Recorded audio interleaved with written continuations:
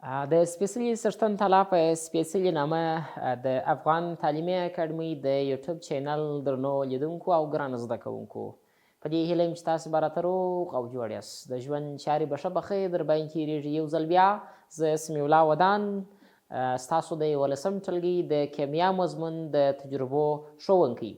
ګرانو زده کوونکو او درنو لیدونکو، نن یو ځل بیا موږ او تاسې د تجربو په لړۍ کې پنځمه تجربه ترسره کوو چې په دې تجربه کې به نن موږ او تاسې د حل کیدونکي او حل کوونکي مادې یو تر بل متقابل عمل وپېژنو چې حل کیدونکې ماده کومه ماده ده، حل کوونکې ماده کومه ماده ده او د دې دواړو ترمنځ متقابل عمل څه ډول دی.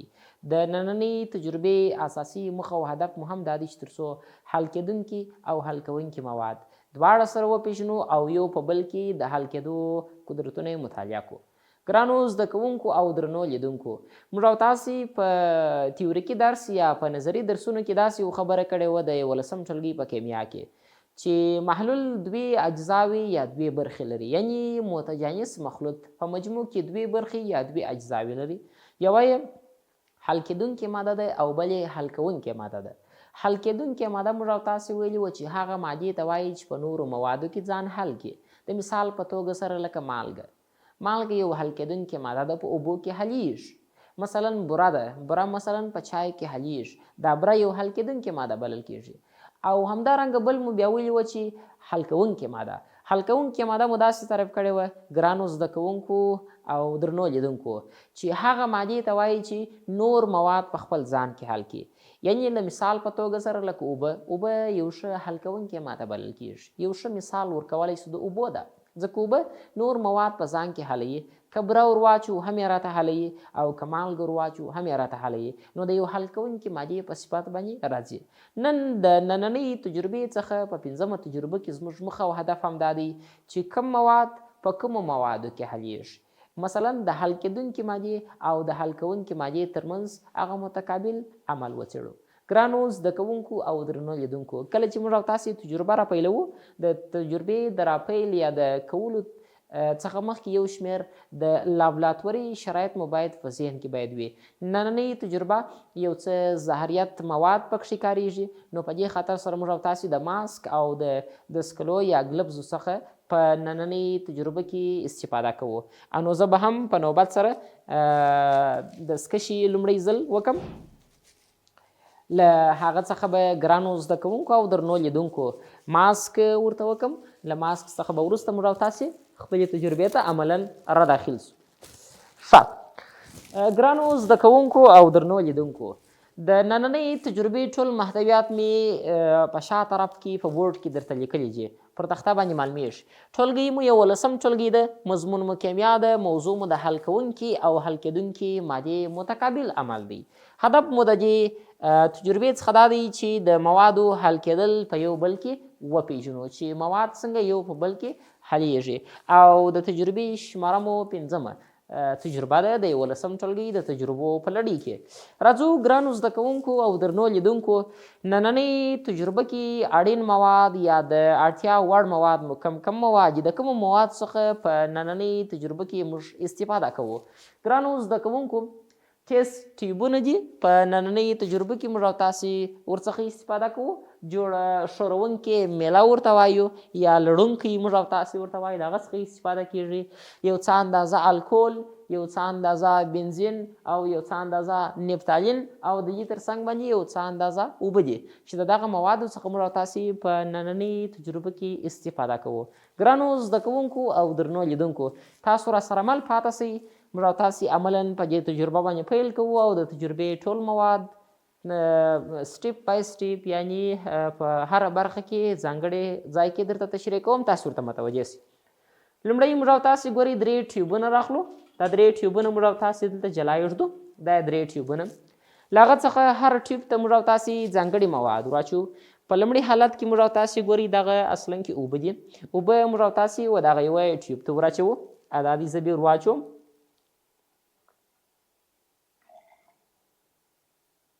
تقریبا تر دغه اندازې پره موږ او تاسې و دغه ټیوب ته یا د ټیوب پیپ ته موږ او تاسې اوبه ور واچولې. دا یو. په دوهمه مرحله کې موږ او تاسې راځو. دغه ګورئ ګرانو زده کوونکو او درنو لیدونکو دا بنزین دی. بنزین خپله یو اروماتیکي مرکب دی او د عضوي کیمیا یو اساسي مرکب بلل کیږي یا د اروماتیکي کیمیا او په مایع حالت سره پیدا کیږي و دغه بل ټیوب ته موږ او تاسې د بنزین یو څه وراچوو تر څو موږ او تاسې هغه خپل نهایي د تجربې پایلې ته کرار مخ ته ولاړ شو. راځم دغه ټیوب ته موږ او تاسې یو څه اندازه بنزین وراچو. بنزین خو نو په اروماتیکي مرکب دی او په مایع حالت سره پیدا کیږي. ګرانو زده کوونکو دا دی موږ او تاسې ګورئ ور واچول د بنزین په نامه لومړی اوبه او په دوهمه مرحله کې موږ او تاسې ګورئ بنزین ور واچول. دغه بنزین یو څه نو کوي د بوی کولو فیصله په حالت کې باید احتیاط ډیر زیات وسی ځکه خطرناکه دی او انسان ته تاوان رسوي. نو په دې خطر سره د ماسک او د سکش څخه په تجربه کې استفاده کول دا ډیر مؤثر او ګټور تمامیږي. له دې څخه وروسته ګرانو زده کوونکو او درنو لیدونکو دا بیا ایتانول موږ او تاسې ورته وایو یا الکول ورته وایو چې د دې الکول موږ او تاسې ګورئ فورمول دلته هم درته لیکلی دی C2H او O. دا اصلا کې الکول دی. اوس الکول راخلو و دغه بل ټیوب ته موږ او تاسې وراچوو. تاسې راسره مل پاتې سئ تر څو موږ او تاسې یا د تجربه کرار مخ ته یوسو.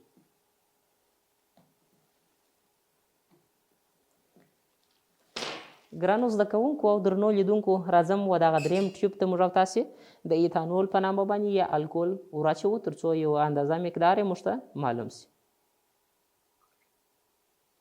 ډیر مو واچول نو بیرته موږ کوشش کوو چې یو څه کم کو.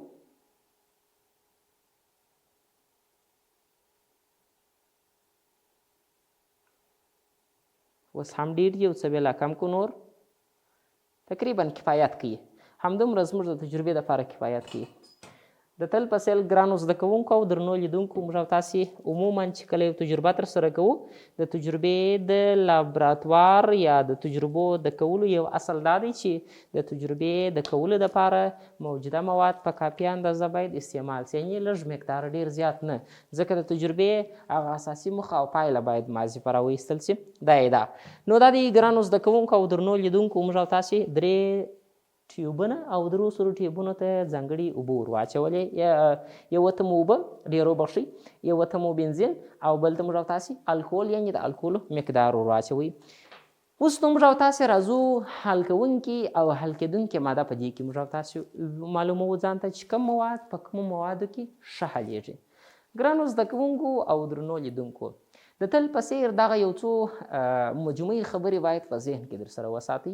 لومړنۍ خبره دا ده موږ او تاسې وایو په کیمیا کې خصوصا د یوولسم ټولګي په کیمیا کې چې ورته مواد په ورته موادو کې په ډېره اسانۍ سره حلیږي. یعنې دا معنا لري چې قطبي مواد په قطبي موادو کې په ډېر اسانۍ سره حلیږي. غیر قطبي مواد په غیر قطبي موادو کې په ډېر اسانۍ سره حلیږي. ولې حلیږي؟ ځکه د دوی خواص او د دوی حل کېدل یو په بل کې ډېر سره ورته دي. نو په دې اساس باندې یو بل د یو بل منونکي حالت په شکل سره د یو له بل سره ګډېږي او بالاخره یو په بل کې منحل کېږي. ګرانو زده کوونکو راځم په دغه درو سرو ټیوبونو کې موږ او تاسې د نفتالین په نامه باندې چې دا یو اروماتیکي مرکب دی. دا مرکب که تاسې وګورئ دغه موږ او تاسې ته ګورئ په جامد شکل سره پیدا کېږي. غټې غټې ټوټې دي او دا موږ یو څه میده کړل تر څو موږ او تاسې دغه ټیوب ته یې ور واچوو او بالاخره خپله نتیجه یا پایله ورڅخه لاسته راوړو.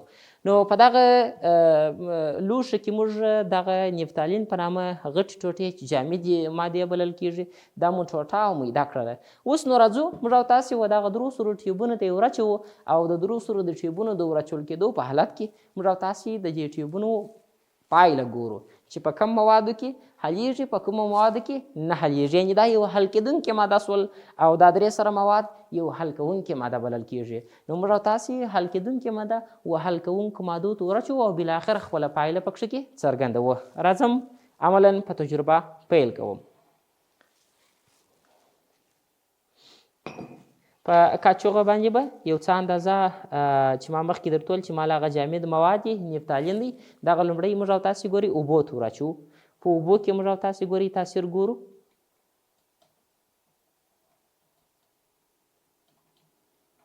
ګرانو زده کوونکو او درنو لیدونکو موږ او تاسې ګورئ دا د اوبو ته ور واچول. صحیح دي. اوبو ته مو ور واچول. اوس نو په اوبو کې موږ او تاسې د لړونکي په مرسته باندې موږ او تاسې دوی سره منحل کوو، یعنې سره حلوو یې.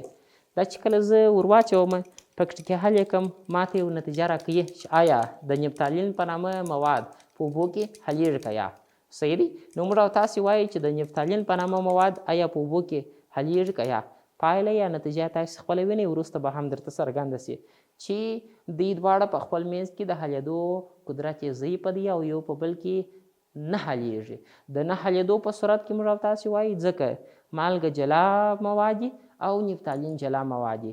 مالګه یو قطبي مالیکول یا په اصطلاح موږ او تاسې وایو ډېر وبخښئ، یعنې اوبه خپله په حقیقت کې یو قطبي مالیکول دی او نفتالین بیا اروماتیکي مرکب دی. نو د دوی دواړه خواص سره ورته نه دي، نو یو په بل کې د حلیدو قدرت یې ډېر کم دی. دا یې ده. راځم له دې څخه وروسته موږ او تاسې په دوهمه مرحله کې د بنزین په نامه باندې په مرکب کې موږ او تاسې ګورو د هغه نفتالین ور اچوم چې آیا پکښې کې حلیږي او که یا. ګرانو زده کوونکو او درنو لیدونکو، یو څه اندازه د نفتالین په نامه دغه ماده موږ او تاسې و دغه ټیوب ته ورداخلوو. کله چې مو ورداخل کړه، که چیرې موږ او تاسې وګورو د لړونکي په مرسته باندې موږ او تاسې د بنزین په نامه باندې مرکب کې د نفتالین د حل کېدو قدرت موږ ګورو. دا موږ او تاسې پکښې ښوروو تر څو وتوانېږو موږ او تاسې هغه نهایي پایله یا نتیجه ګیري ته ورسېږو.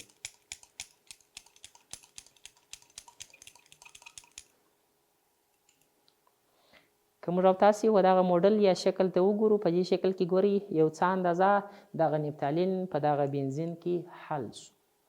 ولې حل سو؟ ځکه موږ تاسو یو خبره کړې وه، ځکه اروماتیکي مرکباتو له ډلې څخه هم نفتالین دی او هم بنزین دی. نو موږ او تاسې یو خبره کړې وه چې ورته مواد په ورته موادو کې په ډېر ښه اسانۍ سره حلیږي. نو بنزین او نفتالین دواړه په حقیقت کې اروماتیکي مرکبات بلل کېږي او یو په بل کې د حل کېدو قدرت یې ډېر زیات دی او ډېر په اسانۍ سره یو په بل کې سره حلیږي چې دا یې ده. له دې څخه موږ او تاسې ګرانو زده کوونکو په الکولو کې ګورو. د الکولو ته موږ او تاسې یو څه اندازه دغه نفتالین ورچو او په الکول کې موږ او تاسې ګورو چې آیا په الکول کې د حل کېدو قابلیت لري که یا.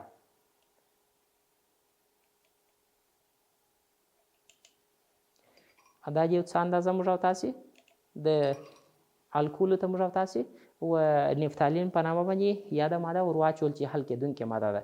اوس که چیرې موږ او تاسې دلته وګورو په دغه ټیوب کې موږ او تاسې سره حل کړو، خو بیا هم موږ او تاسې وایو چې دا تر یو حده حلېدو قابلیت لري خو ډېر نه.